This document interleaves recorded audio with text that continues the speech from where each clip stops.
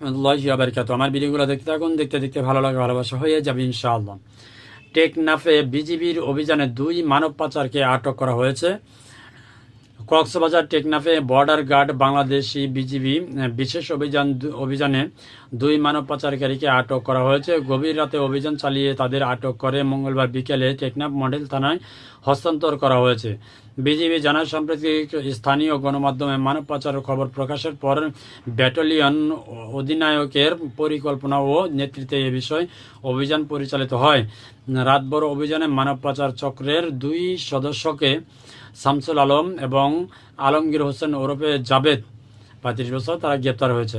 আটক শামসুল আলম টেকনাফ পৌরসভার নাইট্যাংপাড়া এলাকার বাসিন্দা। তার বিরুদ্ধে টেকনাফ মডেল থানার মাদক পাচারের 2টি মামলা রয়েছে। অপরাধীকে একই এলাকার আলমগীর হোসেন ওরফে জাবেদের বিরুদ্ধে সন্ত্রাসী কার্যক্রম, গোলযোগ সৃষ্টি ও হিংসাত্মক আচরণের অভিযোগ রয়েছে। আরও 2টি মামলা রয়েছে। বিজিবি অধিনায়ক lieutenant colonel Ashikur Rahman PSC বলেন, দেশের সীমান্ত নিরাপত্তা নিশ্চিত করতে বিজিবি সর্বোচ্চ সতর্ক অবস্থানে রয়েছে। মানব পাচার ও মাদক নির্মূলে বিজিবির জিরো টলারেন্স নীতি অব্যাহত থাকবে।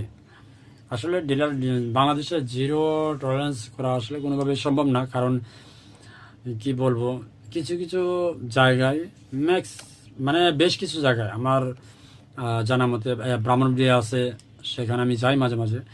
তো এই যে মাদকগুলা পুশিং করছে, কিভাবে করছে, ওখানে যারা কর্মকর্তারা আছে তাদেরকে ঘুষ দিচ্ছে। ঘুষ দেওয়ার পরে সেখানে এন্ট্রি হচ্ছে। কীভাবে এন্ট্রি হচ্ছে, তারা থাকাকালীন এন্ট্রি হচ্ছে না, যাকে ঘুষ দিচ্ছে সে ফোন করে বলতেছে যে এখন কোনো নাই, এই বর্ডার গার্ড নাই।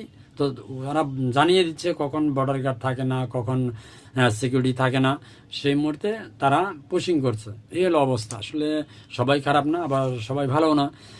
তো এই যে র্যাব বাহিনী এই মানব পাচারকে গ্রেপ্তার করছে, তো সেজন্য অবশ্যই তারা প্রশংসনীয় কাজ করছে, তাদেরকে ধন্যবাদ জানাই। আর মানব পাচার কিন্তু বহুত ডেঞ্জারাস হয়। আমি ইতিমধ্যে আমার পিছনের ভিডিওগুলো দেখবেন, মানব পাচারের অনেক ভিডিও আছে। গত 5 দিন আগেও এই ভারতে গুজরাটে বাংলাদেশি এক নারী পাচার করা হয়েছে। তাকে 3 মাসে 233 জনের সাথে তাকে 233 জন ব্যক্তি তাকে দর্শন করছে, পাচার হয়ে সেখানে বিক্রি হয়ে গেছে। এই হচ্ছে অবস্থা। তো সতর্ক থাকবেন। ধন্যবাদ সবাইকে। আসসালামু আলাইকুম রহমতুল্লাহি ওয়া বারাকাতুহু।